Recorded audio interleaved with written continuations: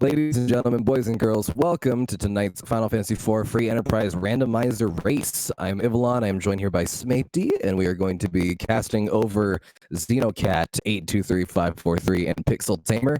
Xenocat on the left side of the screen and Pixel Tamer on the right side of your screen. Looks like we have a neat naming convention on the left side, making a little bit of a joke about the seeds that or the flag set that we have going on tonight. Smapety, would you care to enlighten us about exactly what we got, what we're going to be looking at in this flag set? Sure thing. Yeah, we have got some very interesting flags set for you tonight in this last Enterprise Legacy of the year.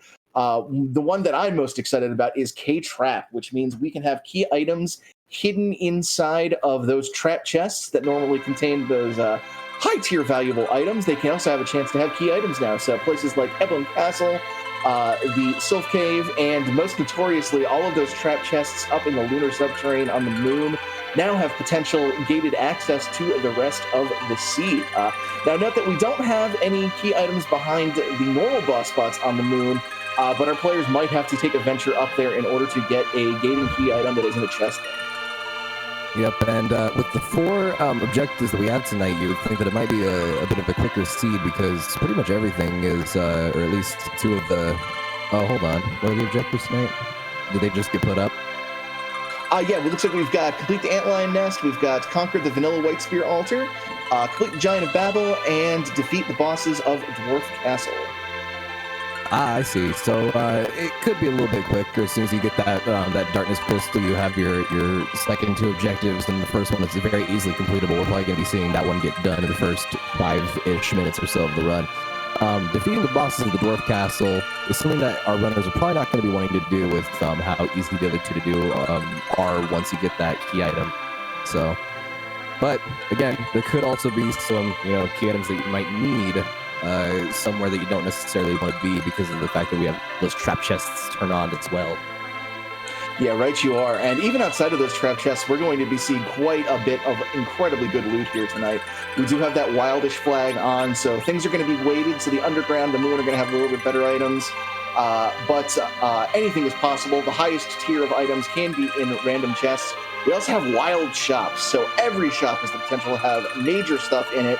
Of course, you're still going to have to wrangle up at the guild to buy it, and with items selling for only a quarter of their value, that might be a little bit difficult. But especially our melee fighters that are so contingent on having really strong gear, I think they're really going to like what we have in store inside these chests tonight. Not to mention that the... what was it? I just saw it. I was looking right at it. Let's start. We're going to be seeing pretty much everything except for adamant armors in this run as well, with that shop wild and the T-wild as John just about. The spoon flag being on as well means that if we do find an Edward, he's going to be a bit of a super powered bard, going spoony like Old Man Tella calls him, but that's only if we happen to find him. Still exciting though. Yeah, and in the same vein of that adamant armor, keep in mind we have that meta objective that is in play still for this week. Those meta objective, if anybody in the top 3 finishers completes that meta objective, it's going to change the story, change the legacy going forward, and add in some additional modifiers for the next week. This week it is to fight and defeat a team of pink puffs, which in the original game can drop that pink tail. They still actually can in the randomizer drop that pink tail. So if our players manage to get their hands on some sirens, we might see some of our racers go in there and try to get that objective done. And then, yes, we also have the Chocobo Forest. Looting all of the Chocobo Forests is our second meta objective. And there's a lot of incentive there to actually go in and check those hidden spots in the Chocobo Forests, since we mentioned that we do have that T-Wildish flag on.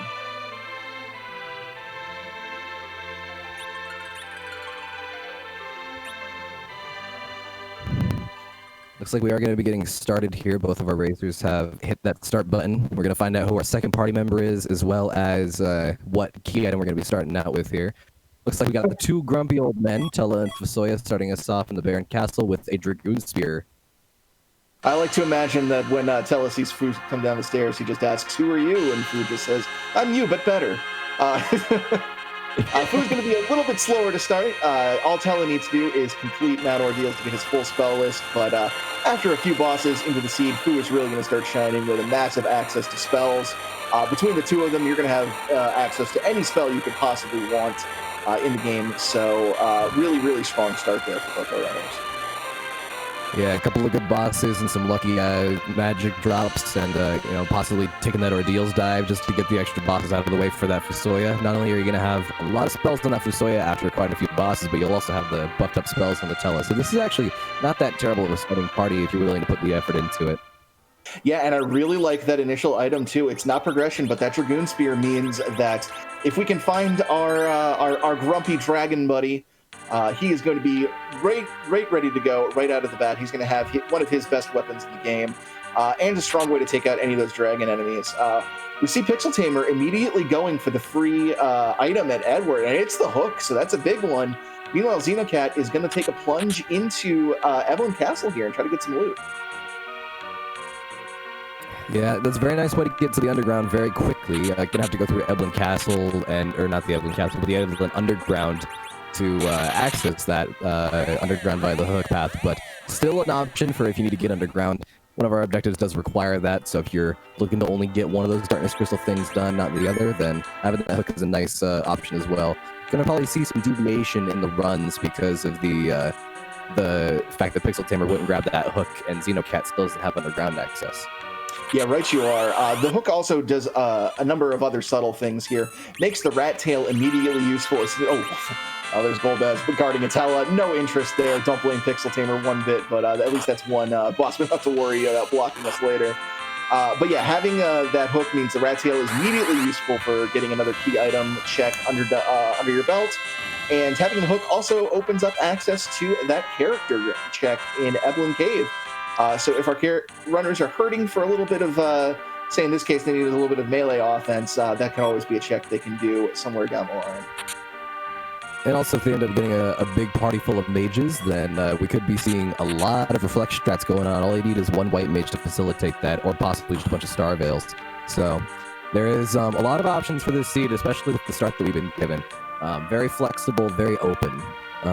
Seeing a couple of quakes to get those easy trap chests done out of the way in Evelyn Castle. It just kind of goes to show that you can do pretty much whatever you want with this kind of start. Yeah, yes, indeed. Running into Dr. Cutscene here, the luggage man, Dr. Lugai. Shouldn't be much problem at all here. It looks like we had a starting virus for Fusoya, which is a great roll on his spell list. That is a fantastic mid-tier spell, and is going to make very quick work out of anything on the overworld here. Oh, I apologize. We did not have the Fusoya Challenge flag set. I'm so used to that being on, it is not on. Fusoya has his whole contingent of spells, so my mistake there. We don't have to build anything up. Yeah, I got both of us because I definitely put that on as well. Quick shout out to Edsar83 gifting a whole bunch of subs to the chat. 5 tier 1 subs. They've gifted a total of 15. Thanks for those gifted subs. Throw some hype in the chat for our buddy Edsar. Yeah, that is a huge bit of generosity there. And speaking of huge, that's a Stardust Rod in Evelyn Castle for Xenocat. Our old man Fu is going to be enjoying that quite a bit. Yeah, having the extra damage on those black magic spells, definitely really good for somebody like Fusoya that just has a whole bunch of spells right out of the get-go. Yeah, 15 Wisdom is nothing to turn your nose up at. That is the absolute best in slot item for any black mage. And taking advantage of the Mad Ogre's weakness to the mini spell to take care of them very quickly. See if he decides to get his Tella up. I can't imagine he's too interested in getting experience on his Tella, but he is throwing a weak out here to get them all into low HP range. Yep. Actually, he's using a stone on him. Looks like they're going to be getting insta-give because of the mini status, reducing the Mad Ogre's resistance normally, which is very high, dropping it way down because of the stat debuffs from the mini status. Out on Pixel Tamer's side, looks like that was the first boss of the Baron Inn. Cecil turning into some other lunar sparkle, and it's going to be the D-lunars. So very easy Dark Knight Cecil on Pixel Tamer's side of the screen. Yeah, we got to see Wyvern's Mylon impression there, just throwing out a lit 1 instead of his normal Mega Nuke. A little bit of a disparity in damage between lit 1 and Mega Nuke, but quickly threw that Baron in. We've got a Sand Ruby. Gotta imagine Pixel Tamer is going to take a peek over in Kaipo and see who is in that bed. But in the meantime, we have got a Dark Knight Cecil. That is very exciting because there is some great swords out there that Paladin Cecil can wield once he's upgraded. And in a T-Wildish scenario, very likely to see at least one of them. We did actually see on Xenocat's side of the screen that there is an Excalibur somewhere in the seed. I believe they picked it up from either a trap chest or a regular chest. It was one of the two, but one of the chests that they opened up did give them access to an Excalibur. So it is definitely a worthwhile trip to Baron in, should Xenocat decide to make use of that Excalibur. Yeah, right you are. This is an interesting play here from Xenocat, going for the trap chest inside of the Tower of Zot, a little bit out of the way, especially when you have no Earth Crystal to really take advantage of it. Manages to find the trap chest early, get the Flames Hog down, so it doesn't have to go into that. And there's a tower key for his troubles. Hard read does pay off. That's a very nice item to have. The tower key, with the tower key, you can actually head up to the Tower of Babel and get yourself a couple of free items, or free key items, I should say. That was a great play by Xenocat. Yeah, as soon as he gets underground, Tower is looking very nice. He's going to have 2 regular key item checks, and I believe it is 5 trap chests in total in there. It's a lot of them. I know that there's that they are spread out between the 2 different levels, because I know that there's 2 of them, or like from when you're going in from the underground, there is a Mad Ogre trap chest, and then might be another one, but I know that the other side has quite a bit with those searchers. And looks like Xenocat is playing the long game here, feeling they've got a chance at the top 3. They're going in and looting out the Chocobo Forest here, which is, of course, the extra meta objective, as we mentioned earlier. Yep, looting up that Chocobo Forest. Not fighting too much. There's a Flame Spear in there. That's about the best piece of equipment that they found inside of that. Now they are going to the other Chocobo Forest to go ahead and loot that one out as well. Finding a Rune Axe, which is also a very good piece of equipment. Grabbing a Chocobo from the Troubles, and it looks like they're heading back to their airship. The 2 bosses that we've seen on our deals so far were the Dark Imps as well as the Mist Dragon. Those are the first 2 fights. We're going to be seeing that 3rd fight in just a second here alongside the key item, as well as upgrading our 2 upgradable party members that are in the party right now. Yes, indeed. And yeah, that means it's going to be a bonus round as well. With that D-Mist down, no need to hunt it later. We know where it's going to be. Oh, excuse me. No bonus round. That's right. We have. But the free item in Troya. I don't think that the lunar or the Mist Dragon gives anything from Radia's mom. He did get way. There's a second way to get underground now with the Magma Key on Mount Dora deals. It looks like both of our runners already have the hook, but now getting that Magma Key from Mount Dora deals is yet again more options for this seed. A lot of options so far. Yeah, I don't think our runners would have run into too much trouble with a fully powered Fusoya going through the hook route, but you know that they're much going to prefer just taking the Magma route down, especially since we're on T-Wildish. Things are going to scale once you get underground. A lot of really good places to grab some loot from down there. Xenocat having that tower key, as soon as Xenocat picks up the Magma key, is going to probably dive down there immediately and get to that tower. Oh, definitely. Tele-learning media, I'm not going to be able to use it, which is unfortunate because Fusoya can. We've actually found a second Tele on Mount Hobbs. I can't believe I almost forgot the name of that mountain. There's too many mountains in this game. But yeah, that Golbez not going to be a part of anybody's seed here tonight, and I'm sure our runners are happy that is the case. Yeah, not going to be seeing the time-wasting goal LOL bed. It takes a lot of time because this dragon just got to leave 2 of your party members left, then it switches out, and it's quite a bit of a tag team fight. Yeah, not to mention if you run into Golbez in a spot with high magic power, he can be nigh unstoppable if you are not able to get a reflect status up in time. So, not a fun boss in any circumstances. But speaking of fun bosses, here's all the Kaipo NPCs that get in your way. And it's Kane! Ooh, there's a Kane inside. That's a very good pickup for both sides, actually, because, you know, starting with that Dragoon Spear, Kane is a very easy to facilitate character being put into that party, and taking a very happy place in Pixel Tamer's roster as well. Yeah, having a tag team of Cecil and Kane as your melee fighters here, Paladin, Dragoon back to back. You've already got really strong weapons for both of them. That's going to be a really, really strong front line to have. So I'm sure both of our runners are appreciative of the teams they're putting together so far. Picking up some Thor Rages from the Kaipo item shop. There were also some Cure 2 potions in there, opting not to go for those. You have a Soya, a Tella, and now a Paladin stuff, so you have plenty of options for healing. Where do you think Pixel Tamer is going to be going next? Because he has a couple more places to check on the overworld, but I'm banking that he's going to go straight for that Magma Key. Yeah, before I even get a chance to respond, he's already heading south to Agert. Don't blame him whatsoever. Just like we mentioned with that T Wildish flag on, there's just so much more incentive to do your looting underground, try to get some heights of your armor and gear for your characters. You've already got decent weapons for them, so you maybe don't need to do too much looting. But there's so many key items underground. There's so many trapped chests underground, and in K-Trapped, just the sheer amount of checks down here means you want to get there as quick as possible.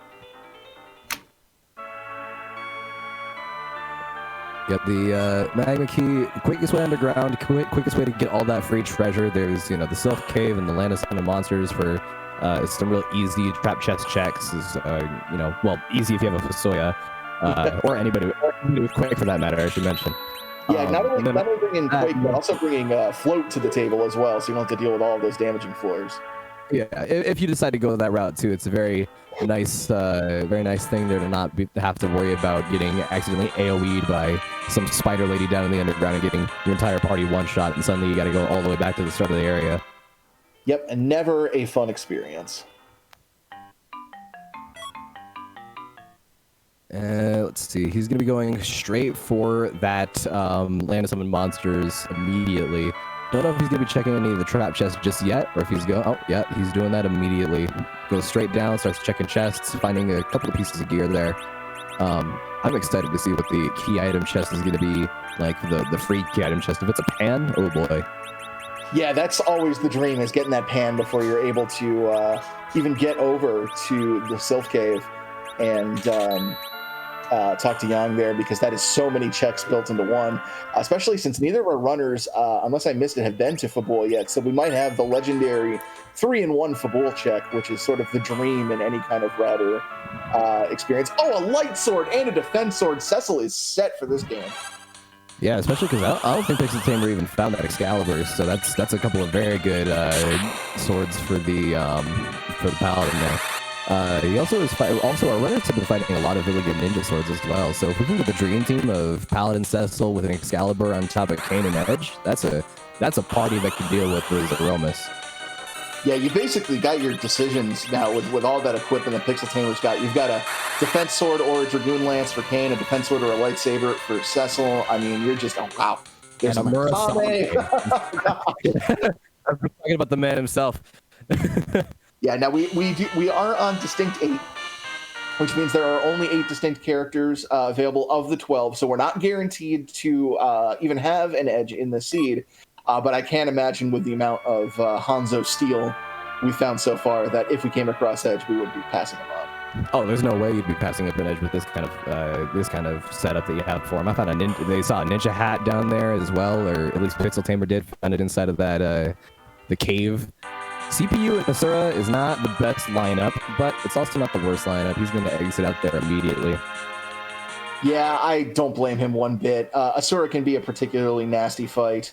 And CPU is just going to be a slog regardless, especially when your melee fighters aren't leveled up. They've got good gear, but they're not going to be doing quite as much damage as they might be in mid-game. You could do something cheeky like Reflect Float and do Quake strats on CPU, but with the just enormous wealth of checks to be made underground, wasting that much time in the Fame Arch is just probably not going to be the most efficient way to spend your time.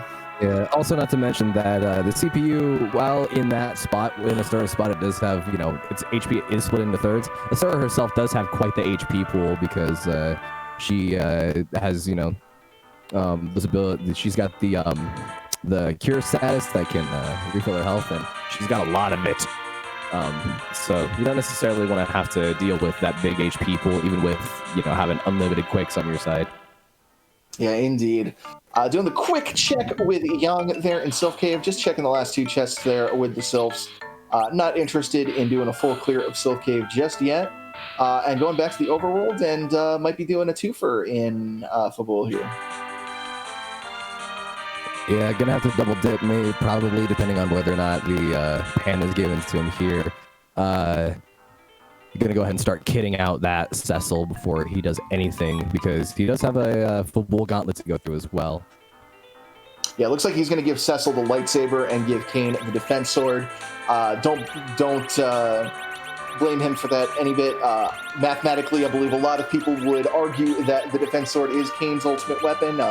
It has a little bit lower attack than his high-level spears, but it has much greater accuracy, which ultimately means he's going to be doing a bit more damage. I believe at incredibly high levels, the spears start to outshine the swords, but as far as free enterprise is concerned, the levels that we typically see in the seed, defense sword is going to be Kane's best option. Yeah, until you get to Zeromus, going with the defense sword is definitely the way to go, especially because it also gives him that little bit of extra defense, just so that he can outlast some of the more punchy bosses, on top of allowing him to use a shield and all kinds of benefits over the spears, unless you're going up against dragons, in which case you would probably want that Dragoon spear. Rex Rawl in chat, consider Avenger to be Kane's ultimate weapon. That's also another good pick for for best weapon, especially if you're Avenger glitching a different sword into it.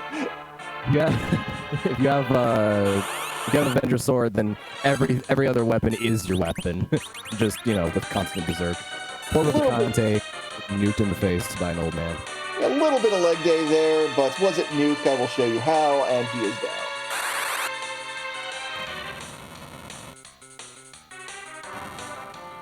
Going to be seeing what the key item is here. Finding a pink tail. We have a hook, so that's another key item check that you can go through. Still trying to find that darkness crystal, because while they do have access to the underground, they still got to get one of those other darkness crystal objectives completed. So finding out what Sheila is going to be offering as well. If it can, I don't know if we're going to be talking to Sheila again for a while. It is a Luca key, so still not going to be talking to Sheila for a while, but at least now we know that when we come back to her, we're going to be getting 2 key items for the price of 1. Because she doesn't have the pants, so somewhere else has to have it. Yeah, right you are. Don't think we'll see that pink tail turned in anytime immediately soon. We have the no adamant armor flag on, so while the pink tail would normally be super exciting to get the ridiculously overpowered adamant armor, that is not going to be the case. Today, it's just going to be a random high-tier item, and considering T. Wildish is on, and we've already found some amazing weapons for our characters so far, I don't think they're going to prioritize getting just another piece of high-level gear. I think just about the only thing that they would want us to even see at this point, if not, some dragon pieces of armor, then it would definitely be that crystal sword or a Zeus gauntlet. Those would be the only 2 things that I could think of that they would be wanting to look at, because defense sword on the Kane, that's good enough, and then crystal sword being Cecil's best weapon, a Zeus gauntlet would definitely help him out a little bit more too. Yeah, crystal sword is basically, what if the adamant armor was in handy portable sword form? Only Cecil can use it, of course, but Cecil with a crystal sword can take it on about just about anything in the game, including these noisy doggos. They're being good boys, all right? They're letting you know. They're the best. I love them. They're alerting me to the danger of the nothing that's outside. Anyway, Dwarf Castle check here. Xenocat is getting their Mount Ordeals check done, so they got that bag key as well. Runners are a little bit on the same track here. Xenocat is down a Luca key. Pixtamer is down a tower key. But other than that, not looking at too many other key item checks missing from either of these. Mylon and his Thriller group are who we fight as our first boss in the Dwarf Castle. That's going to go down very quickly. Just a couple more swings from these melee casters, or from these melee casters. Yeah, of course. Melee fighters is going to be probably making quick work of them. They cast their weapons out and do the violence. Like a Pokemon, I cast Slash.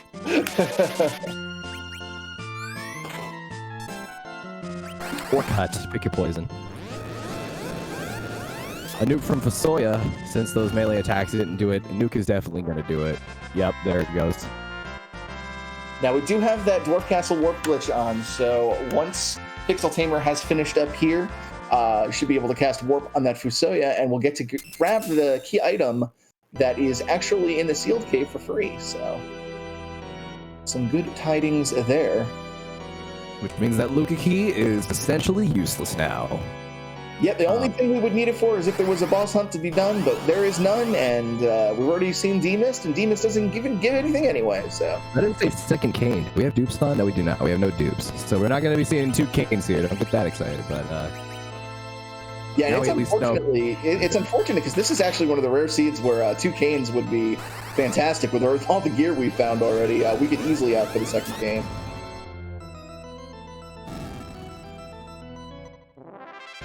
We only have 2 more lunar bosses to find, I believe. We have the Nope Noodle, and then we also have the White Dragon. Those are the only 2 lunar bosses we have left at this point, just because of the, we found 2 bosses immediately in the Baron Inn, so not looking very difficult for any of the runners, any of the future boss checks. If it's a Lunar Sparkle, we don't got to worry about it too much. Yeah, Ogopogo would be one of the scarier bosses to find right now that is still available in the pool. Not only does he start off just cutting everybody's HP down by half, but he's going to do HP-based retaliations whenever you cast magic, and basically that's the only means by which this party can do significant damage is those high-level spells from Nuke, so getting that cut out of the picture is going to be a little difficult if he shows up. Artemis Bow is what we get from the warp glitch, and we will be finding out what our second key item is in just a moment here. Pixel Tamer getting that second objective done, though, after defeating both of those bosses, so that's nice. We will be finding, let's see here, what is it? A White Sphere, so there you go. If we could have a second cane, he'd be very happy right now. Yes, he would. That's going to be a very useful item. There are a number of bosses that are weak to that holy element, and throwing that on at the right time, Mylon Z, a big one that comes to mind, to take advantage of that effective damage could be a strong play. So yeah, Kane is all set when it comes to equipment for this seed. And if you happen to find the 4 elements boss fight as well, it's basically a second instance of Mylon Z, so there's a couple of chances for that to work out in their favor. Finding a crystal sword. That's a crystal sword for sale. Oh my god. They're just passing them out in Dwarf Castle if you've got the cash. You got an ultimate weapon. Goodness gracious, I didn't see the cost on there, but there were a lot of numbers in it, so I've got to imagine Pixel Tamer's going to try to scrape by with the gill here. I believe it was 210,000 gold pieces, and he's only got 32k in the box or in the bank. So probably not going to be coming back there until we get some more. Until he gets a couple more of the, a couple more of those boss fights cleared out. Maybe find some other good items to sell off. But that is exciting. Now we know what we're going back to once we have our party set up. Yeah, exactly. It's going to take a while. We mentioned earlier that the quarter selling price for items is turned on. So even though we're getting all of this great gear, it's not going to sell for very much. So getting that required gil amount to buy the crystal sword is going to take a while, but that is definitely an end game goal now for Pixel Tamer, is to get a crystal sword in that Cecil's hand. Yeah, after a few more boss fights, maybe a couple of trap chests that give us some extra Murasames or something like that, just something that sells for a lot even with the quarter on. That's definitely something that he's gonna want to go back to, because that's gonna turn Zeromus into a very, very easy fight. Interesting here. Pixel Tamer skipped all of the chests in the first room of the tower. He might be just holding on to those to do on the way out, but just completely skipped the first floor and moved right on to the second. The first floor is an ninja sword. First floor does have a few chests that are a little bit out of the way, maybe in Pixel Tamer's mind, just because it's not going straight for the top. He is finding a lot of these alert fights, though. There's 2 out of, I think, the 4 or 5 that we're going to see here down immediately. So, very lucky couple of instance chests on Pixel Tamer's side. He does have a Cecil back row glitch, by the way, for anybody that was wondering why Cecil is in the back row. Once you equip a bow and arrow to Cecil, his attacks count as throw elemental, which means that he does full damage from the back row. So, once you equip that sword back on again, then he's gonna basically count as being in the back row because of a couple of weird things that the SNES version of the game decides stay when you take some foot off. Yeah, just double check the flags, and as Rexroll and some others pointed out in chat, absolutely correct. We do have vanilla trap chest on, so I do apologize for that. The runners should know where the actual chests are if they've done their homework. So that would be why Pixel Tamer skipped those chests, because he knows which ones are trapped right off the bat. Oh, that is actually a good point to bring up, which is also probably why he was able to get all of those free chests out of the Land of Summon Monsters as well. I didn't even think of that. That is a very smart idea, though, especially, you know, a lot of us have played this game so many times, we know exactly what we're getting into as soon as we walk into any given dungeon, so. Yeah, I would, as much as I've played this game, it's since 90% of me playing the game has been free enterprise under the more standard randomizer conditions. I would need to study before playing to know where the actual trap chest locations are, since I am so used to them being shuffled. That makes me think of a funny story, actually. There's an earth crystal outside that trap chest. I didn't have internet when I moved into a new place one time, and I just wanted to see how many times I could beat Final Fantasy IV before my internet came on. The answer was 16 because it took them like a week. That's a good way to drill in some item locations in your head. Oh yeah. But yeah, Earth Crystal is a big pickup there. That's going to be 2 character checks. It is going to be the entirety of that armory. There's going to be the treasury in Troya opens them. They want to check those chests. Those chests very highly valued on Wildish. You can see some crazy stuff in there. So a lot of value from that Earth Crystal. Yeah, they definitely. We're gonna be able to play chat's favorite game. Oh, what was the? It was a reliability engineer. All right, I didn't know if I misread that because it didn't make sense to me at first, but I understand. Look, there is nothing more reliable than Dwarven engineering, and that guy makes sure that that's the case. Classic Dwarven engineering, yeah. Speaking of fights weak to holy, let's fight. It's starting out with our good friend Mylon Z. He is weak to the Holy Elemental, or to the Holy Element. Going to be using some reflect strats to get him down low enough for Kane to just kind of one-shot him with a jump, possibly. We also have that lightsaber on Cecil as well, so that's going to be dealing quite a bit of extra damage. He is weak to fire as well. Don't know if the whole fight is because of some shenanigans that happened with the other elements being in the fight, but reflected damage off of spells don't trigger anything, so because it's considered a counter.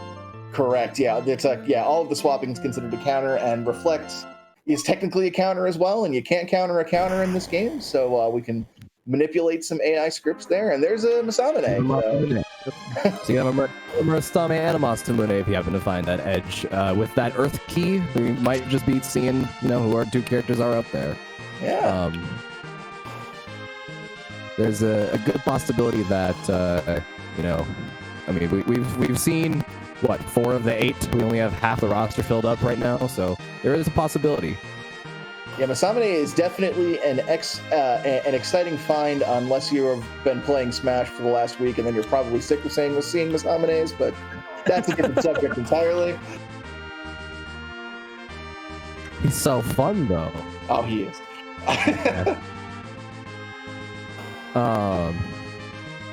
But now, Pixel Tamer did not have that tower key. He has not been into Zot like Xenocat has, so not going to get the extra key item from the cannon room. So he is done with the tower for now. Xenocat taking out those trap chests in the Lair of Summon Monsters was using Fustoya to get their party nice and floated. So not going to have to be dealing with any of those damaging squares. Looks like Pixel Tamer is taking a trek back to the overworld, resting in a tent. Is he gonna maybe take on some of the Eblon trap chests, I wonder? Yeah, looks like that is the case. So sort of doubling back on some checks Xenocat has already made. Looks like he is going to be going for those trap chests. We'll have an easier time of it because of how kitted his Cecil and Kane are at this point.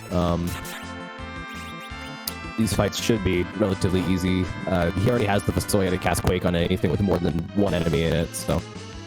Yeah, right you are. And meanwhile, Xenocat over here in the Feymarch will see if they decide to challenge either of these Feymarch bosses here.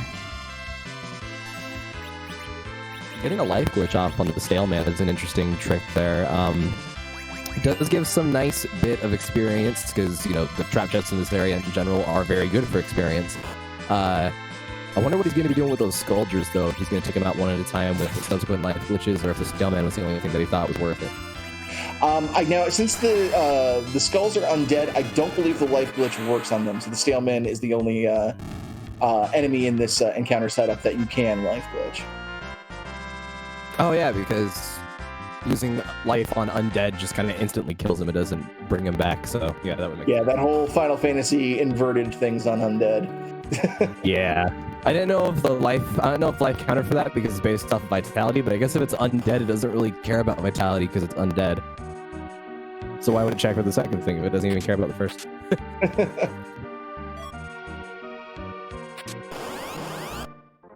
Finding a crystal helm in there. I didn't even realize it was there. Oh, and a rune axe. Does the rune axe have higher attack damage than the defense sword? I think it doesn't. I think the defense sword is still better.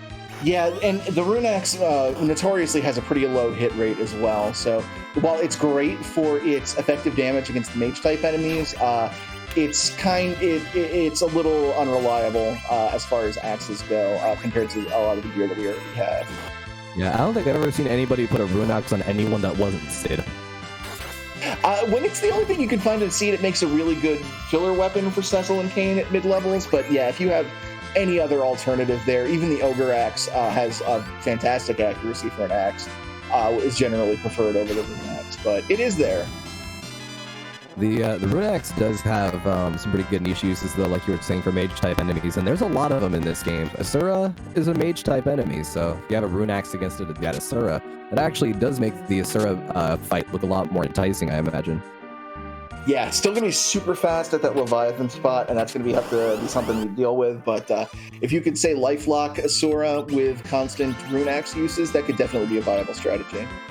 Not only that, but having both Fasoya and Tella with the capability of casting Wall or Reflect on Asura makes her, you know, even if she does try to heal herself, then you just pound away while she's trying to no avail to heal herself while your party stays pretty much full if you get lucky. Yeah, right you are. And some more shrinking of ogres here to take care of them. It's going to take a couple of shots to get rid of these minified magic or mad ogres. Gonna be able to do it pretty easily though. Not using the same trick because Pixel Tamer is going to get a little bit more experience out of his fight, but we are going to be seeing a couple more life glitches go out. Berserking the Cane to get the extra damage going, and this is an easy trap chest done. Yeah, one thing to keep in mind is that in this flag set, random encounters do not give EXP. So you're going to want to milk whatever encounters you can get to get the experience that you need to finish the seed. Normally, if you had Tella and Fusoya, the D-Machine grind would be a very, very attractive choice when we found the Darkness Crystal. But that is not on the table here this evening. Nope, it sure isn't. Getting so much needed levels. I don't think... Do Sirens count? Oh, there's the Excalibur. He's going to probably put that on to the Cecil. No, guess not. Unless he's going to do it later, actually. I shouldn't judge too quickly. But, Siren, those count as random encounters? Yes, I believe so. Any of the encounters called up by Sirens should not, if I understand it correctly, should not be giving XP. I would think so as well, because the Siren only calls, you know, it doesn't call any bosses to you. It's only going to call random encounters, with the only exception, I think, being like the pink puffs. But, So there's going to be some interesting routing. Oh, and looks like we're going to be able to play chat's favorite game here. Fate that armory. Or treasury. It's called the treasury. I messed it up. I'm sorry. It's okay. We'll forgive you. First thing is the Avengers. Avenger and Black Belt being the first two chests. That's big. If anybody in chat says 5 or lower, you're lying. Oh, he's just a Rune Axe. Yeah, I'm going to have to fight the inventory boss here. Oh, a cursed ring. That's a good find. Yep. Now, if you're saying less than 7, you're lying. Crystal armor, even though it'll sell for $0.25, that's going to go a great way towards being able to afford that crystal sword. The flame armor, yep. Shield. The crystal shield, wow. You're getting all kinds of money makers in this treasury. This is actually, like Rex Pearl is saying, it is just a 20 out of 10. Yeah, this is an armory that's been having Cecil's eyes go wide. Oh, selling the Dragoon Spear, or not selling, but opting to get rid of the Dragoon Spear is an interesting choice. Because that Dragoon Spear does sell for a lot, even if you don't plan on using it. Gungnir, not worth it at all. Yeah, about the only thing that could have made that treasury better was a crystal sword for free, but we already know that there's one for sale, so you know what? We know what one is, and it's with all the stuff that he just got out of that treasury, he's going to be able to afford that pretty quickly, even with the quarter sell on. Yeah, that some big finds there, especially for Kane, is going to love that Avenger sword. Being able to set up the Avenger glitch against Aromas is a huge save as far as action economy goes. You can just swap out your weapon to the Avenger and keep the properties of the initial weapon without having to constantly renew your Berserk status, since you're getting it from the Avenger. Just really good setup for Kane. Yeah. And with multiple Avenger swords as well, that means that even if you do end up putting that crystal armor on, which is pretty solid armor for the Z fight with the crazy amount of resistance that you get from it, but with Cecil having the Avenger sword, it actually bypasses the crystal armor's immunity to Berserk as well, so lets you have some really good armor on, as well as making sure that you're keeping the damage going out without the need of using items. Yeah, absolutely right there. Gonna take a look at what our super cannon item is, and it is the Twin Harp. That is possible music check. Let's see if Xenocat chases it. I can't tell if they are going to it immediately or if they are checking something else. It looks like they are going to Troya, so... Yeah, they have the Earth Crystal as well, so this could be either a Zot check or... nope, going right to music. Oh, yeah. People, the champion of the people, Xenocat is going right towards that. Gonna chase it immediately. There's already a black chocobo out in the field, but they're gonna pick himself up another one. Yeah, now this is interesting because remember, Xenocat got this by dipping into Zot early and then leaving after getting the Flame Dog chest, whereas Pixel Tamer is doing Zot completely now with the Earth Crystal. And it's going to be just now getting that tower key. I believe he fought Flame Dog and got that tower key for the trap chest there. Be able to finish Zod out, and he's going to have to go back to the tower in order to get that Twin Heart. Very true. Pixel Tamer is getting a little bit of menuing out of the way, and I think... Oh, he's resting up, and he's going to make his way up the rest of this tower, I imagine. Unless he's just planning on going straight back down, but... He's too far now. I know what those bosses are. Committed at this point. See if we can get that ninja, throw some katanas in his hands, and there's an evil wall. Normally, tough boss, but Pixel Tamer's kitted out enough that this shouldn't be much trouble. Music is going to be happening in just a second here, so I'm going to go ahead and quiet down so we can hear that music once this little... I don't even know what you call this. Pre-fight is done. An interactive cutscene.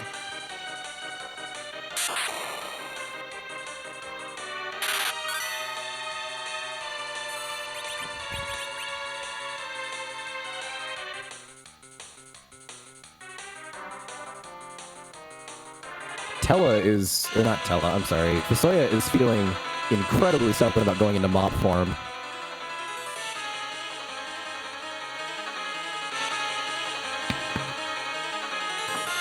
And as our friend Rex Roll would say, let's listen in to the rockin' tunes of DJ Spoony B.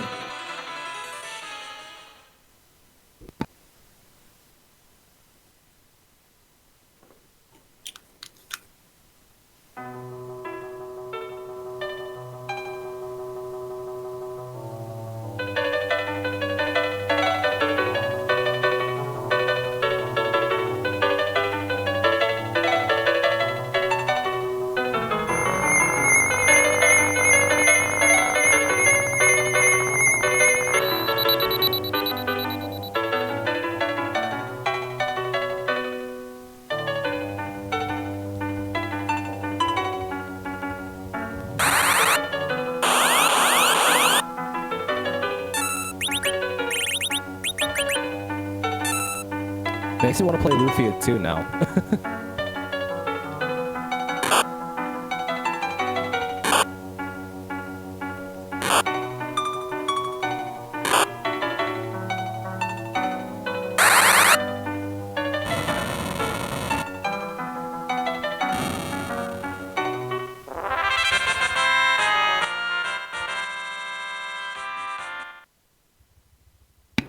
Oh, that sounds so good on the harp too. Yeah, that's the boss music from Lufia too. I just had the pleasure of playing that for the first time this year, and that is a really fun little RPG on the SNES. Definitely recommend it. Lufia 2 and the Fortress of Doom is the full name, if anyone's going to be searching that up after hearing that sweet music.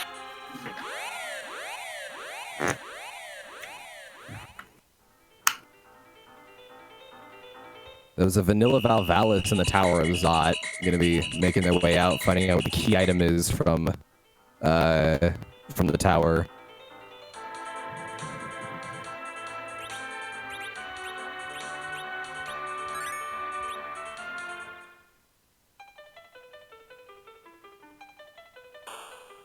And how about more paladin weapons? He gets himself another Excalibur, not necessarily the worst thing in the world to grab.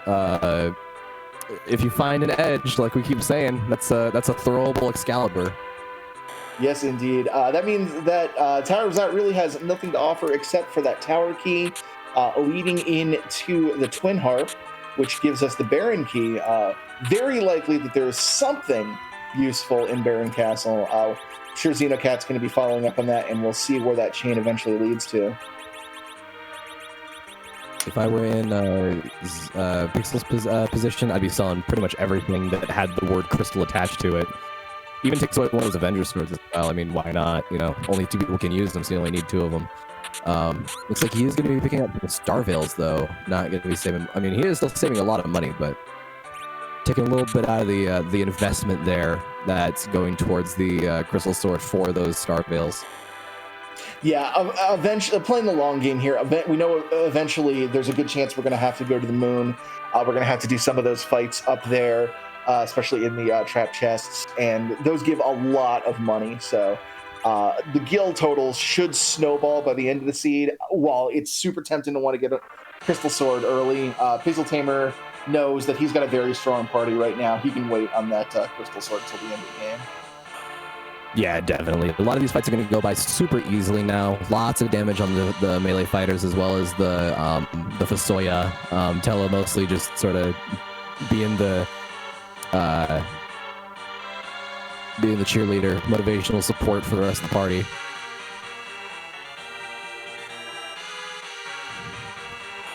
And yeah, while our runners are kind of retracing each other's steps here, going into respective towers the others have been into, did want to go ahead and give a shout out to our behind-the-scenes crew here, putting things on for us. We have got Harumph doing the tracking. Major shout outs to Harumph. Tracking when you've got K-trapped is always difficult, so making sure to get all those buttons lit up, definitely appreciate it. And Solaris doing the restream, doing a great job bringing all of this to you. Obviously, without a restreamer, we can't have a show, so show them some love. Make sure to give them a follow, and thank you very much for all the hard work back there.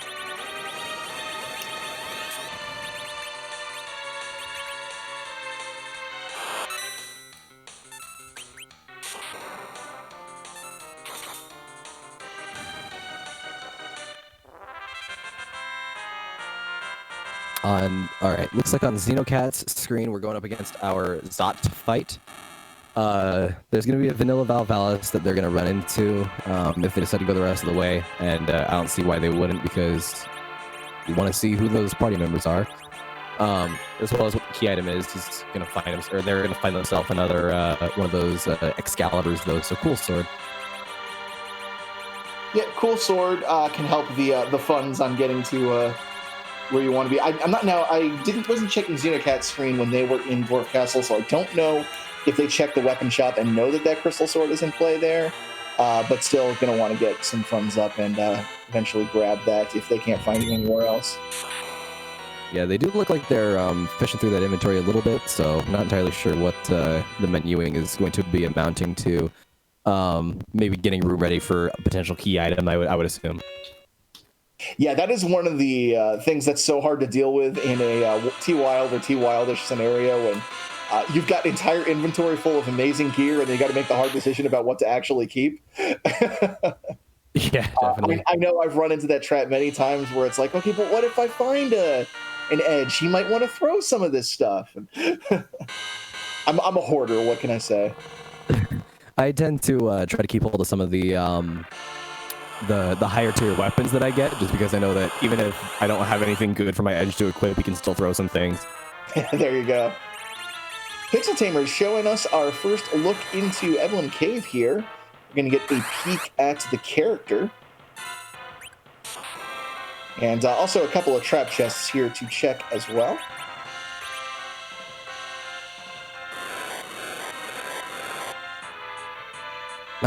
Doesn't seem to be going for any of the chests in here. Looks like the Pixel Tamer's just looking for a...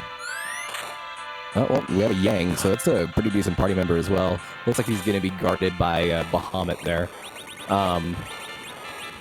Yeah, unfortunately for the King of Dragons there, probably won't be fighting him. Just going to pick up the 2 trap chests here and skedaddle, because there's no real reason to go through the entire hook route here. Not only that, but the equipment that he has on right now, especially now that he got the monk, he doesn't actually need that many weapons anymore. Very good alternative to edge if he can't find them. So, gonna probably be putting like a poison claw or something else like that on him. Yeah, Pixel Tamer's about hit the critical mass as far as gear is concerned, where you're really not gonna need to check random chests anymore, because you've pretty much got the best equipment you can possibly have for your characters. Yeah, making that switch out there, giving the power robe to Yang, real heads-up decision there. Yang, the way his damage formula works is he actually gets higher benefit from strength than other characters do. So with something that literally just gives you strength like the power robe, Yang gets a huge benefit from it. Yeah, not only is his damage basically tied to his level, but the weapons that he gets don't give him too much by way of the damaging power there, so you gotta look to other means like Zeus Gauntlets and Power Robes. And we see Xenocat is going into Baron Castle here, so still having some divergence even this late into the seed here. Really like to see that our runners are basically taking conflicting paths here. I always like seeing the differentiation in the paths that the various runners take, because there's so many different routes that you can take with seeds like this, where your first 2 objectives get done within the first like 20 or so minutes, and now there's just like, what do I do now? So they're just kind of going through doing whatever they want to, I guess. Yeah, there's a 4th Avenger, so yeah, we did. Yeah, that's fun pointing out to us. We did find a 4th Avenger. If both Cecil and Kane learn to dual wield, then well, actually, no, it's a 2-handed sword. So never mind. If they were Diablo, they can learn how to wield 2-handed swords. Yeah.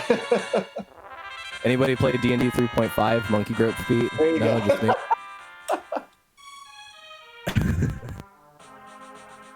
And there's our Mad Ogre chest. Shouldn't be any problem whatsoever here for this team. And speaking of no problem whatsoever, Xenocat is already through the bygone spot. We're going to see who's on the throne. It's another lunar boss! Which means it can only be one of 2 things, a white dragon or an Ogopogo. And if you find Ogopogo, you're happy about it. So yes. This is one of the few instances you are happy to see Ogopogo, because this is going to be a spot you'll be able to take care of him with little problem. The spot has basically no hit points compared to most of the other places that these guys have been to so far, so it's going to go down very, very quickly. Yeah, don't really need to And there worry it is. about any of those counterattacks. Yep. And Round 4, 200 HP, something like that. Very low amount considering where it's at. very fitting that the Dragoon would finish him off with a jump.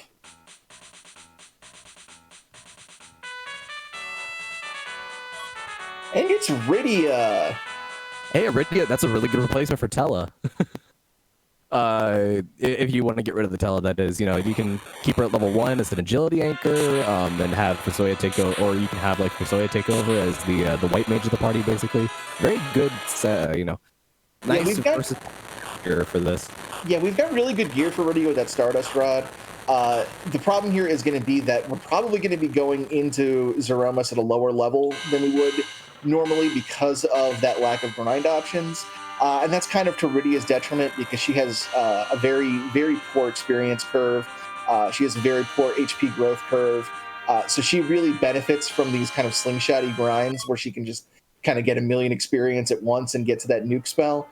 Without it, she can still be useful, but she's not going to be a fantastic endgame character at this point.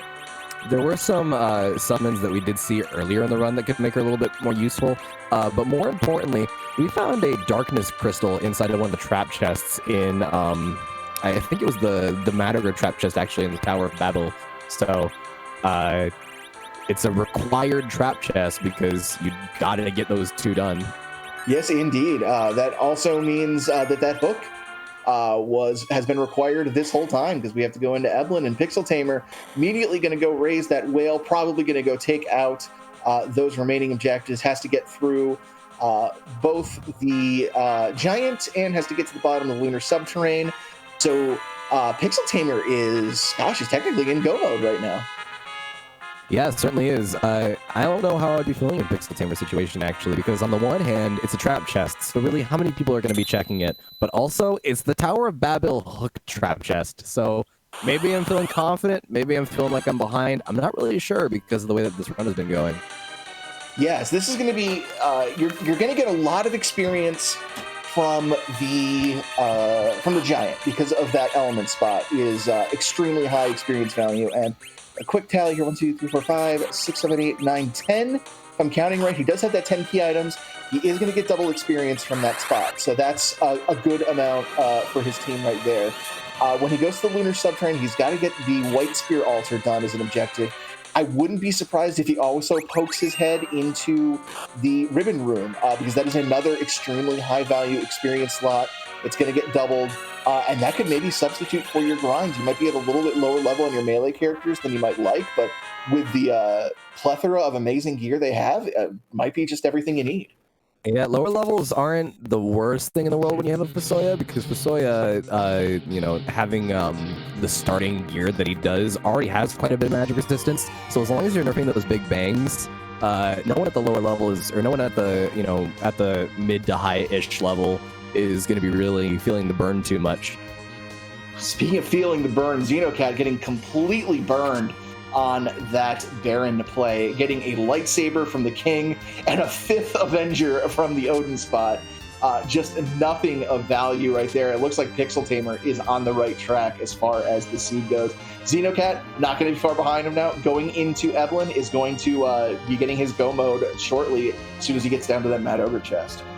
Yeah, it's like when you go to that guy's house and you see that he has 5 of the same sword on the wall, and you're like, where'd you get those from? And he obviously got it from the mall, but he doesn't want to tell anybody because he feels bad about it. Has 5 Avengers. It's like, so what'd you get again this time? Oh, it's another Avenger. Oh. Yeah, they had a sale on bulk Avengers. I mean, you couldn't buy them. The savings. Headed to source cost. Leaving savings on the table. You can't do that. Here's that last arm fight here from Pixel Tamer, getting this trapped chest here. This trap chest could show us something pretty neat. Mostly just doing it for the experience, though. I gander just because it has. Oh, it's casting fission, and it killed Tella. That in the end, that might actually be a good thing for him. Tella would make a perfect anchor right about now. He does have that curse ring. Yeah, he's got the curse ring, so I don't really know if it matters what level Tella is at with the curse ring. I think he's just slow enough as is. That's very true. Probably going to be good enough, but I mean, the lower level the Tella, the better. Once you have that crystal ring on, so, or I'm sorry, not crystal ring, curse ring. Yeah, what I imagine he's looking for is the pass. Getting hands on the pass would mean a slightly easier go of Zeromus. Of course, you can just route it so that the last thing you get is down in Lunar Subtraining. You just go right to Zeromus from there, which I imagine is what he's going to do. But the pass opens up a few more options. We are finding our last lunar enemy here, and it's going to be the White Dragon of the Pale Dim. Not the worst fight in this spot. Just because like it has a lot of hit points, but the Pale Dragon doesn't really do much. It does some physical attacks, it counters with slow. It's more annoying than it is anything pretty much anywhere that it shows up. So this is going to be more of a slog than anything else. Throwing on some Moon Veils to get rid of some of that melee damage definitely does help though. Thank you, Rex, for pointing that out. We do have vanilla agility on, so agility is going to be determined by Cecil, who is a key member of both parties here. So no use of an agility anchor here. Tella. Oh, I think that might actually be why. Wait, hold on. Swap the Rydia out for the Yang. Oh, never mind. I was like, who'd they get rid of for the for the Yang, or who'd they get rid of for Rydia before they got rid of her for Yang? But nope, no dupes. So we don't have to get rid of anybody for that. Yeah, when you've got people are usually hesitant about Cecil when you've got vanilla agility. But when you have this much gear to kit Cecil out with, you can kind of throw agility anchoring by the wayside and just power he can solo. I think he can solo Z with all the stuff that he has. Maybe if he had an added armor, I'd feel a little bit more confident about that. But like, it seems pretty. I mean, pretty easy. He can definitely solo with Drain Venture strats, which is something I have had to resort to before in a Catalyte Seed. So, man, Catalyte Seeds, Cata Seeds in general are like, I want to cast one of those one day. That seems really fun. They're a blast on both sides of things. They really test your knowledge of the game. Yeah, I imagine so. Not a lot of materials to go around in seeds like that. Kind of the antithesis of the seed that we're looking at right now, actually. Yes, indeed. Yeah. We have a lot of very good things coming out of this seed, and a lot of very not good things that come out of most Catalyte seeds, or Cata seeds in general. Yes, this is not, like you mentioned, not a terribly difficult boss to fight in this position. It is, however, going to be a slog. This is a spot with, a tremendous amount of HP. And the fact that he is going to counter all of these physical attacks with slow is, having to wait out the animation and everything is just going to make it even slower. So it's not a fun fight, but it's definitely a doable fight. Doing some Moonveil strats with the Cecil is pretty good, though. Nice show of exactly what, Pixel Tamer knows exactly what kind of game he's playing right now. Casting weak on the Yang so that the Cecil with the Moonveil just doesn't take any damage from the covered auto attacks. Meanwhile, Xenocat is going to get their Darkness Crystal. So that's a very good, that's very good on Xenocat's side of things, finding that Darkness Crystal, before the hour mark when you would probably start to question, like, am I in the lead or is wrong here? Yeah, I really like this setup that Pixel Tamer has done here, where Cecil is just going to, attack and automatically cover everybody that's berserking. It's basically set up so everything's going to do itself for him. It's like he's playing Final Fantasy 13. Oh, come on. Set him on auto battle. I had to get one in. All right, anyway. And he's fighting him in the hallway, too. Come on. But no, I really like strategies that take advantage of Cecil's cover mechanic. It is incredibly useful in a number of situations. And just creatively coming up with ways where you can really put Paladin Cecil on display there is a ton of fun to watch. He's going to be setting up Fusoya with an Artemis Arrow and Bows, which makes me think that he's not going to be using a lot of Fusoya's magic anymore, just going to kind of let this sort of play itself out. Does Psych even work on Paladin? I don't know if you can use that on him. He's going to be casting it on Tella anyways, for probably one extra nuke. But Artemis Ball and Fusoya, interesting. And it's not like Tella's going to need that HP for anything, or that MP for anything. Yeah, true enough.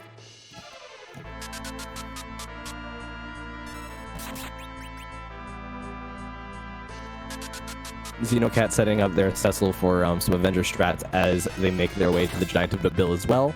So they're going to be making their way to the incredibly slow White Dragon fight. I would say that Pixel Tamer's pretty close to done here, maybe a little over half, if not. Oh, well, there you go. I'd say it's a little bit over half. Yeah, he is through. That's going to be interesting to see how different runners tackle this fight. I think that's going to be one of the major sticking points for a lot of racers here tonight, is how fast they can get through that. We saw some real good strats here from Pixel Tamer to try to optimize the time as much as possible and try to efficiently get through there as quickly as he could. And we'll see if that pays off in the end here. As of right now, nobody has finished this seed here, so those top 3 positions that will affect the game going forward are still out in play out there. Yep, getting a nice chunk of XP there too. I don't know if you saw, but 16 levels on the Yang. Taking him from, I think he starts at like level 10 to level 26, if not higher than that because of some earlier fights. So that automatically puts Yang in a very good position. Level 42 now, so yeah, must have done a couple of other fights before this, but that double EXP on top of the low-level party member definitely helped that Yang out quite a bit. Oh yeah, absolutely. I would say he's, we mentioned he might want to peek in the double ribbon room. He might not need to at this point. I think his team is almost good to go here as far as Aromas is concerned. There's a free fight. All we got to do is sit through it. Yeah, on the contrast from the Element Spot having one of the slowest fights in the game, this is probably one of the fastest fights you can get in this game. Trying to use a coffin on Cecil, but Cecil's immune to instant death because he has those crystal gauntlets on. Yeah, he might be trying to keep Cecil, I believe the idea here is trying to keep Cecil at very specific level, so his agility is exactly where he wants to be. Now he's using weak on Cecil, and hopefully we'll be able to get an attack off in time to down him. He does have a couple more casts from the Queen before both of them decide to fizzle away. Setting Cecil to 1 HP and then hitting him with the nuke. Nuke would have done it on its own, so it's a little overkill, but you know. When you absolutely positively have to make sure you're on the right agility value, nuke is the answer. Ooh. Not off to a great start on Xenocat's side, but after throwing out a couple of life potions, or at least one of them on that Yang, that should put him at a reasonable HP level. Cecil, for some reason, decided, you know what, I want to block that Yang. I'm just going to let him die again. I think, I didn't check, but he might have the Avenger on that Cecil, and if Cecil's in Berserk status, he will not cover anybody. Yep, I just saw the sword sprite get swung out for that Avenger's sword. So not going to be doing any cover strats. Probably trying to get a decoy or a blink on that Yang, I think is the idea there. Yeah, and I think we saw an Avenger glitch Kane there. With the amount of damage Kane was putting on, I've got to think he Avenger glitched the Dragoon Spear onto him. So that Kane is going to be putting out a massive amount of damage with every attack. Yeah, it seemed like a good idea at the time, but now that Kane is run out of blinks and Pistoia's turns aren't coming fast enough, it looks like it's going to come down to look at the draw here on these next couple of damage rolls, because Cecil's going to drop quick, and, oh, there goes the Kane. Pistoia trying to take a couple of hits there, just didn't end up happening. Feels bad, but now now they know what the strategy is, so shouldn't be too bad of a fight this time forward. And I do want to report we do have our first finish here for tonight in Phineas, finishing with a time of 1 hour, 3 minutes, and 54 seconds. That is an incredible time. GG's to Phineas. That's an incredibly good time.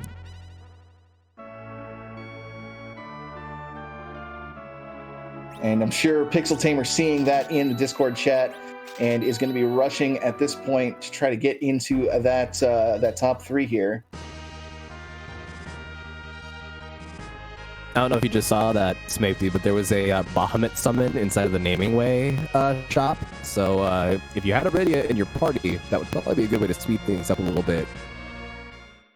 Yeah, it would definitely make a lot of the fights, before the end much easier. But do not cast Bahamut against Zeromus unless you like pain.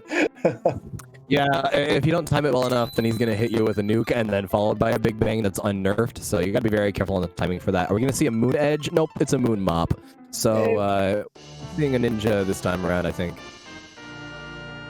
Yep, throwing a little bit of vanilla here at the end. So we've seen the 5 characters in the party. We've seen Rydia as well. That's 6. So there are still 2 characters that are unaccounted for. If I haven't missed my guess here. And if I had to guess, I would say that the package probably holds one of those characters.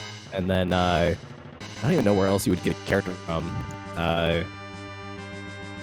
Because there's no free characters on, which means you can't just go to Mysidia and find the other 2. You can't go to, you can't go to Ordeals. We've already seen that. So I think it's just the package would show us where last party member is. Unless I'm forgetting someplace.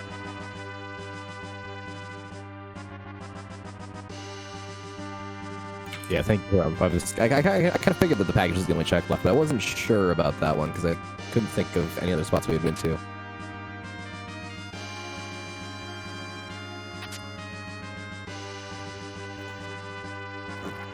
Wow, just straight up white spear inside of that inside of the chest of the moon. That would be a good find. Yeah, just a casual extra white spear here. If a ninja was around to throw it or something. Yeah, too bad.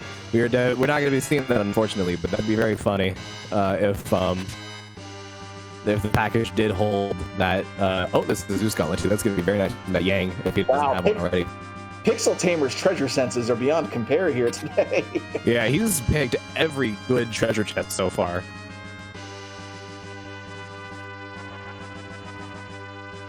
And Xenocat is through the Pale Tim fight. It's going to be going into the King Queen Evelyn here. Xenocat did not have 10 key items, though, so only getting the standard amount of experience. They're not getting the double experience. We'll see if that has a major effect when he goes into the end game here. Dissatisfied with distinct 8, you're not always guaranteed to see all 8 distinct party members, especially if you have the possibility of a second of the same kind of character show up. We do have no dupes on, but you can still find duplicates, if that makes any sense. Like, you can't have a duplicate in your party, but you can have a duplicate out in the world somewhere. So you're not guaranteed to have those 8 distinct characters.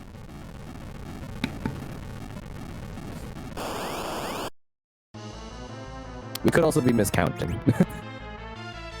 Yeah, come to think of it, I don't know if I caught what character came from the giant itself. That was another Kane, I think. It was either a Kane or it was either another Kane or another Pella. It was one of the 2. Oh, it's Yang, a giant, is Harumph, our tracker clarifying. We do have a second place finish here. Microcorgs finishing in second place with a time of 1 hour, 8 minutes, 25 seconds. GG Microcorgs.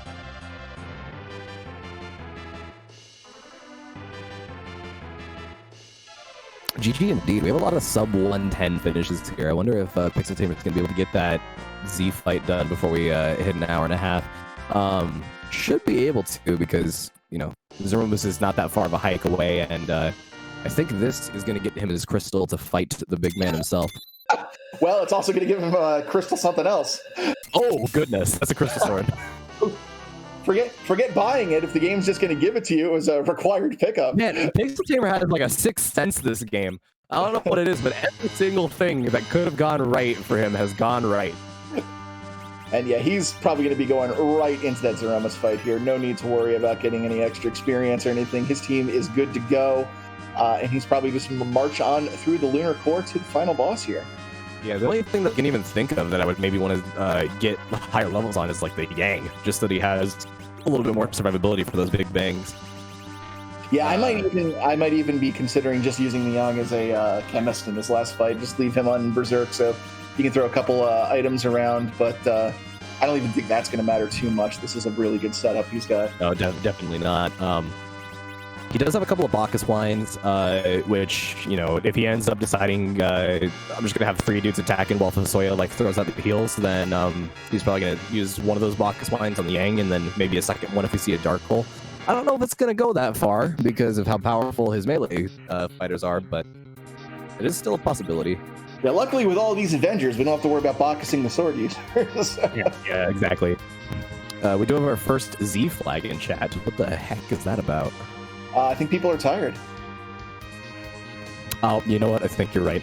Yeah, I mean, it's late. It's, you know, day after Christmas. Everybody's just exhausted from the holidays, and they just want to catch a few extra Z's. Definitely makes sense to me. Happy late holidays, everybody, by the way. But in reality, we do have those Z flags going up in the chat because Zeromus, big dude, lots of different things that he can do. We know what he does. But the issue is that his script, you need the crystal to fight him, which means that we can't just randomize him into some other spot. He has to stay where he is. So instead of randomizing where Zeromus shows up, we randomize who Zeromus is. He still does the same things. He's still Zeromus, but he looks distinctly different. Scarlet Kitty has made all kinds of different sprites that Zeromus can be depicted by, and we will see whose butt we are kicking tonight. Is something how it goes, right? I know. I think you did it splendidly. So yeah, we're going to be seeing a little bit of setup here, a couple of menuing things to get out of the way before the fight actually starts, because Cecil and Kane still have their regular weapons on. We don't have those Avengers equipped quite yet. So Yang is going to be chucking the crystal out there, and then once the fight really starts, we're going to find out whose butt we are going to kick tonight.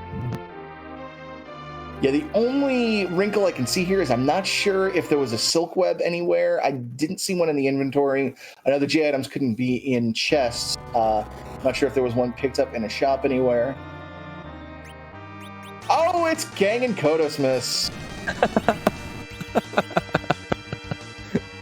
We're getting a little bit of Halloween and December vibes here with these two showing. This fight is so unreasonably large. I love it. It actually touches the party. Only the first 2 until Tala steps forward, but it still it overlaps with the other sprites. Tala immediately receiving that counter nuke. We don't even need to worry about him anymore. They got rid of him for us. So yeah, this is starting to look a little bit dicey here for Pixel Tamer. That was a very fast Aromas. Don't blame me. I voted for Kodos.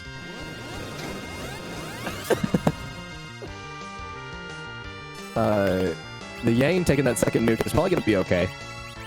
Yeah, he's fine. He's got HP for days being a monk. We're going to get that Avenger sword thrown on to Kane there. So now we have both Cecil and Kane just going to be dishing out the damage like crazy.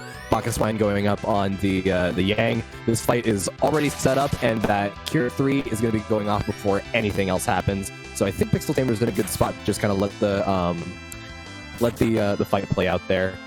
Yeah, very smart there, down ranking to the Cure 3. There's a lot of incentive to just go straight to Cure 4s because of the instant cast time. But with Fusoya acting as your sole white mage, you really need to worry about his MP economy. Only has 200 MP. Those Cure 4 costs can rack up very quickly, so it's sometimes better to take the extra time to cast the Cure 3 instead if you don't need all of the healing the Cure 4 provides. He is going to be doing the Cure 4 this time, however, because that was an unnerfed Big Bang, as you can see, dealing almost 2k damage to the entire party. That Cure 4 is going to skyrocket him way back up. At least it should anyways. 1200. Oh, right, he doesn't have that Stardust Rod on. He didn't equip the Silent Staff. So you will need a second Cure 4 or another Cure 3 to get these guys back into a reasonable-looking health level. Yeah, Fusoya is a fantastic character, but he's still going to be a little bit less in the healing department than a dedicated white mage would be. So you're going to have to be a little bit more careful than someone like Forum or Rosa, who can just throw out Cure 4s all the time and not have to worry about anything. Yeah, and the Yang is going to get one more berserked physical attack off. The Black Hole did come out, which means he's probably going to have to re-up a Bacchus Wine in just a second here once Yang's turn comes back up. But other than that, yep, the second Bacchus Wine is going to go off, and this should be pretty much in the bag. Cecil's been doing over 5k a swing. Kane's been doing somewhere around half that, so lots of damage being put out here. Yeah, Kane plus Yang is basically a Cecil at this point. Yeah, That's how good the crystal sword is. Oh, really low roll on that one though. Only doing around 4k damage, but I say really low roll. It's still over double what Kane's doing, so. Alright, gonna see another big bang. Fusoya has got a heal queued up here. He's hoping for low rolls. Queued a psych on the Cecil to get the rest of the Cecil's MP, and he's gonna be throwing it. This could be a little bit dicey actually with that play. I like the play a lot. I understand why he's doing it to make sure that Fusoya stays in tip-top shape. He should have enough time to get that Cure 4 off before a second nuke or before a second Big Bang happens, but we will see. Oh yeah, he's fine. A black hole comes out of the Z-Man, and we should be okay. Yeah, that means you've got at least 2 turns to get something off because he's going to have to spend 1 turn shaking before the Big Bang, so should be okay. Only thing to worry about now is going into that dreaded. Oh gosh, I hope this does not roll off. Cecil should be okay. Nope, never mind. He's dead. Yeah, that is a big wrench in the works right now. It shouldn't be too terrible because he does have 2 really good Zerkers on his team right now, by way of Yang and Kane, but he is out of Bacchus Twines, so Yang. If he has any elixirs, now would be a good time to start dumping him on his party. I don't know if he found any though. Yeah, the timing right after the black hole there, meaning Yang's pulled out of Berserk, probably works out in Pixel Tamer's favor. I got to imagine Yang's could be sticking to chemist mode most of the time here, because like you said, doesn't have another Bacchus to re-up here. There's the Meteor. But nobody's gonna die. Lots and lots of dodged rocks here. Yeah, with Cecil and Kane having 2 of their best pieces of equipment on top of Fusoya just being generally magic resistant, Yang is going to be the only person taking damage from those at all, and Pixel Tamer is going to be dropping that Z right now. We do see the cracked flash and the bang as well as the big shakety shake. Yeah, that Pixel the only person taking damage. Yeah, Pixel Tamer finishing with a time of 1:16.39 in 3rd place. GG's Pixel Tamer. Thanks. I seem to be on a roll the last couple of days of doing well in group races for once. Yeah, no kidding. Yeah, you had the crazy good treasure sense this time around. Like everything you did as far as like finding treasures was concerned was pretty much on the money every time. Yeah, I have a habit of looting way too much, so I'm really pleased with the discipline I showed this time. Yeah, when was sort of the critical mass for you as far as looting goes? Because I know eventually you just kind of stopped picking up chests unless they were trapped. When was the moment that you kind of clicked through? You're like, okay, I've got everything I need for the rest of the seed. Let's just complete things and ignore chests. Excalibur, Defender, and multiple Avengers was like the moment. Yeah, I think between you and Xenocat, we saw 5 different Avengers this whole season. I was going to say, well, Xenocat has 5 alone. I think they might have even picked up a 6th one at some point, which means that between the 2 of you had more than 10 Avengers at any given point in time. I think the only thing I did that may have not been a great use of time was Zot. I'm like, my routing was really good too. I'm just really impressed with how this went. Yeah, I think everybody got played it. We actually had Xenocat went into Zot early and grabs that tower key from Flame Dog, before they even had the Earth Crystal. But then went back after getting the Earth Crystal, and of course Zot ends up having nothing outside of that. But how did you sort of feel? You said you really liked your routing here. What kind of like active decisions do you think kind of paid off the best for you? My main focus was on like what's the greatest density of checks I can do right now. So like as soon as I felt like I had the resources to take on the trap chests in Upper Battle, which are completely free, I went and did them. Mm-hmm. And that ended up being the big key there was that Darkness Crystal hanging out. Well, that was in Upper Battle, yeah. Yeah, in Upper Battle, yeah. What was there ever a temptation or maybe hesitation for doing Sylph Cave at any point? If I ended up resetting out of Upper Babel, I was going to go to Sylph Cave next. Gotcha. Yeah, that was always the part you hate doing in K-Trap. Yeah, and then I got super lucky with the bosses in Giant. It gave me almost all the experience I needed, and I thankfully remembered that Cecil was level 41, so I could kill him before he got experience from the King and Queen. Yeah, there was really heads up. We saw the coffin miss because of the Crystal Gauntlets, but good use of the weak spell to get it just in time. Yeah, weak him and then nuke him to be sure. Yeah, just no kill like overkill. Yeah, I even said like that seemed like a little bit too much, but it worked out in the end, and you had the good Cecil for the boss fight. So it was exactly level 44. I was a little worried that ribbon spot wasn't going to give it, or white spear spot wasn't going to give it, but my math was right. It turns out. So yeah, about the Zeromus fight, things got a little bit hairy there in the middle. Were you ever worried at any point, or did you think you had it completely under control? I was pretty confident. It looked like Fu was handling the unnerfed Big Bangs just fine, and I had an elixir in case things went really bad. And I think it was actually a good time for Cecil to die. It was right after the black hole, so Yang could help out. Yeah, the timing on that was. Oh yeah, go ahead. I was just gonna say the timing on that was actually ridiculously good. Yeah, I think I got lucky on the timing of that nuke. Well, you did finish in third place. Have you put any thought into how you might affect the flag set for next week?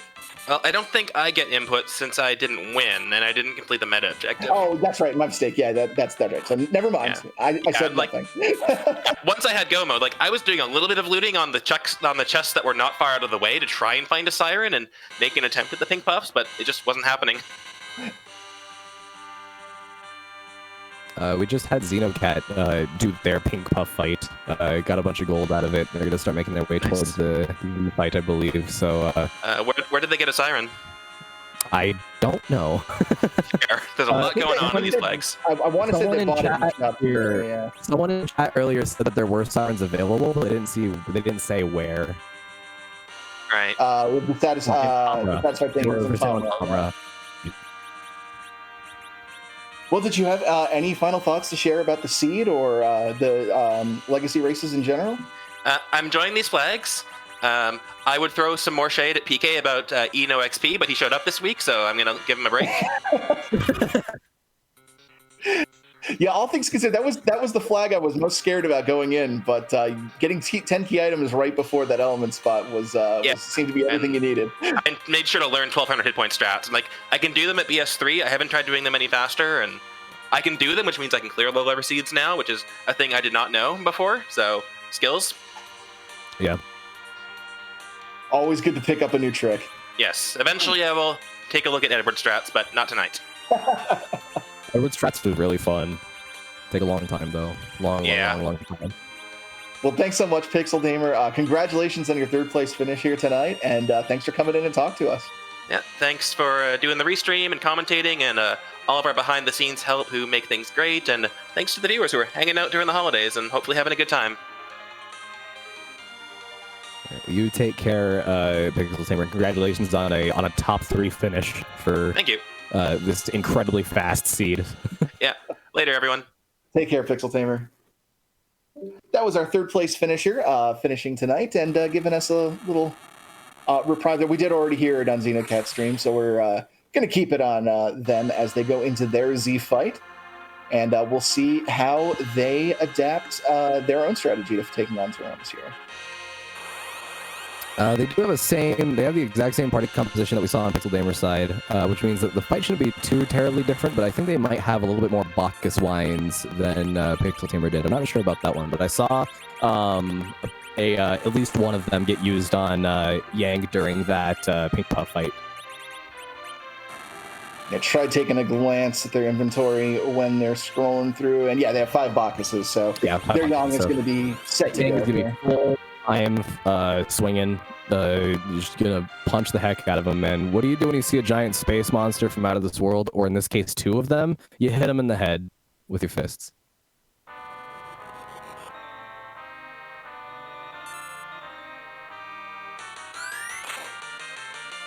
It's 1 space monster turning into 2 space monsters. Yeah, he splits apart like an ooze. I'm on a roll with the D&D references tonight. I think they call that mitosis. I don't know. My biology teacher is probably shaking her head right now. I was gonna say mitosis is like doing something through water, like running or something like that. I think it was osmosis. I remember that. I remembered osmosis because it sounds like osmos, and yeah, that was how I remembered it in high school because I'm a giant nerd. Yeah, like halfway through it, I was like, "That is mitosis." No, it's not. It's osmo. Anyway, there's the Big Bang. Thing shouldn't be too bad. I think I saw a nuke. Yeah, that's a nerf for Big Bang. Secure 3 should be enough to heal him up. If not, what are they doing? They're equipping the Lunar Staff so that their cures are actually good. Yeah, that's going to be a big difference here. You might be able to get to topping off some of the characters with the Cure 3. The Cure 3 is going to come out, and it's going to do quite a bit of healing on the entire party. Yep, that's more than, or not more than enough, but it's enough to cover most of that Big Bang. Do want to call out some of the other finishers we've had since Pixel Tamer's finish.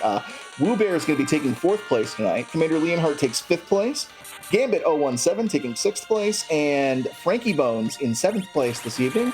And we just had Jeebus Zero finish in 8th place. Time of 1:24.56. So 9th place is on the line here for Xenocat right now. Yeah, if they want to get a top 10 finish on stream, then got to make this fight a little bit quicker. Cure 4 is going to bring him straight back up because Lunar Staff is going to be helping out more than Stardust Rod. Almost around 1,500 healing per person. That's pretty good. Cure 3 going out before the next shake will get him back to full. That is some ridiculously good damage going out onto the Z-Man. So once all that, all the turns go through, Cure 3 is going to happen just before the shake, or just after the shake, I should say, and then that'll be ready for a Cure 4 as soon as that Big Bang goes down. So there's actually a nice little timing that Xenocat's got going on. Yeah, really good timing, and that means he's going to be preserving a lot of MP on that Fu to go the distance here. Just needs a little bit of a low roll. 1900 HP on Fu is a little scary. Okay, he's fine. Plenty of that. He's got the magic resistance to handle it, so luckily for Xenocat, that incredible amount of magical resistance is going to probably carry them through the fight, actually. Yeah, not to mention putting that Lunar Staff on is going to boost his will even more, so be dodging more of those Big Bang rolls. And once the rocks start falling, Fusoya is not really going to care about that too much either, because he's just going to dodge straight past those as well. So even if after the Big Bang there is an immediate, rocks fall straight after that Big Bang is over, Fusoya is still going to be fine. He's going to be able to pick up whoever needs to get picked up. The Cecil taking the random nuke again. Is this AI pattern even randomized, or is this just that board face AI knowing where to strike? Oh yeah, because the Cecil was in a different spot as well. Cecil and Kane were swapped on Pixel Tamer side. Yeah, so Kang and Kodos must know exactly where to aim here. There's a lot of damage that's going to be going out on the Cecil. Drops him instantly, but really quickly gets back up. As soon as he fell, he was immediately standing again. So very good timing on the... and the Black Hole actually helped out a little bit as well, doing kind of the similar thing that he did for Pixel Tamer. For this fight. Kind of insane how almost entirely the same thing happened there that we saw with Pixel Tamer. That's pretty nuts. That just goes to show you, man. These runners, like the ones that we have streaming, or the ones that we have on the restream, they have a lot of freaking knowledge. Yes, they do. We've just had a flurry of finishes, headed by Flurry14 himself in 9th place, then Antidale 10th, Aegis in 11th. So we've got 12th place up for grabs there. There's the Crack Bang Boom, and Xenocat has finished in 12th place with a time of 1:28.22, finishing under that 90-minute mark. GG's, an incredible finish there. Finishing at the exact same time almost as all of the other racers, or not all the other racers, but a whole bunch of other racers just coming in like, one after the other. It's very quick. Yeah, within the last minute and a half, we have had 4 people finish, which is crazy. But we'll see if we can get Xenocat in here and pick their brain a little bit on the seed.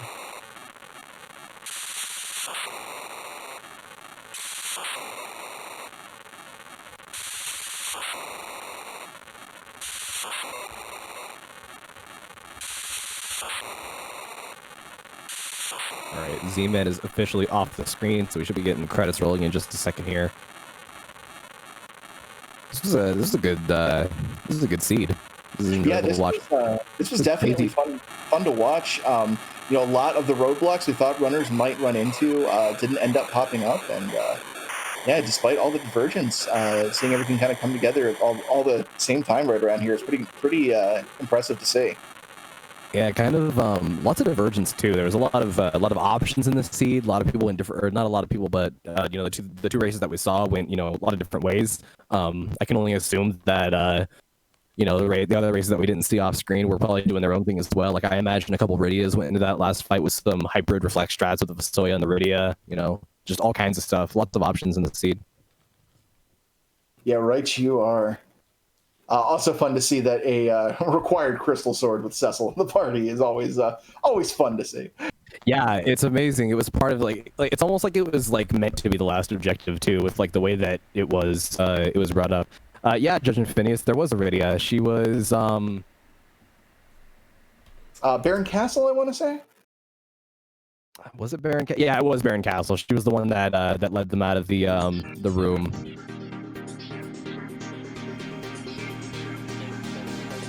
Well, while we are waiting to see if we can get Xenocat in here, we do want to give a huge shout out to the rest of our restream here tonight. Harumph doing the tracking and Solaris handling the restream. Without them, we obviously cannot have a show. So huge shout outs to them for putting everything on. And we do have tons of events going on throughout any given week here on Free Enterprise. You can check out the schedule over at our Discord. But we have got the Sunday Slapdash coming up tomorrow. You can run in. That is a weekly event we have every Sunday with random flags. Let's see. And of course, our Monday race will be coming up every Monday. We have a community race. If you watch that is going to be on Free Enterprise broadcast, or you can come participate yourself by jumping into the Discord. And jumping into we have Xenocat joining us in here for the interview. The link to the Discord is available via some command in the chat. I think it's just Discord. But Xeno, what are your thoughts on this run? This is very option-filled seed. Yeah, you could say that. I felt a little bad about not doing that hook route for a while, but at least I didn't do the entirety of Sylph Cave before heading down there. Yeah, Sylph Cave wouldn't have had anything there, and I'm sure that was the part of a K-Trap seed that a lot of people were wanting to put off as desperately as possible. So good thing you didn't have to slog through there tonight.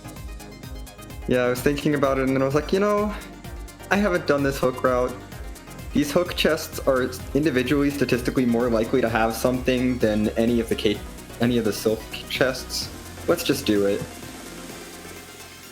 You had that really inspired check into Zot early that nabbed you the tower key. What was kind of the thought process behind doing that? Well, I wanted to stop by Troya anyway to get Edward's free key item, do some shopping, and check the Chocobo Forest, so I figured, I'm right here. Flame Dog is only a little ways into Zot. We may as well just do this now and get it out of the way. You did come across that Rydia in the Baron Castle, and you didn't swap the Tella out for her. You ended up swapping her out for the Yang, actually. Was there any reason that you got rid of the Tella besides just him not being because he's a pretty versatile caster, but I feel like that late into the run, there's all kinds of decisions that you could have made. So what was the decision to keep the Tella in the party? I had no summons for Rydia, and her HP growth curve is so slow. I figured it was better to just have an extra source of Blink than take Rydia along, because I didn't really have any good damage for her without leveling her up to Virus, and I wasn't planning on doing that. Yeah, especially when experience is so hard to come by. Was that a concern when you went into the Giant? You didn't have the 10 key item threshold. Were you worried about your total experience?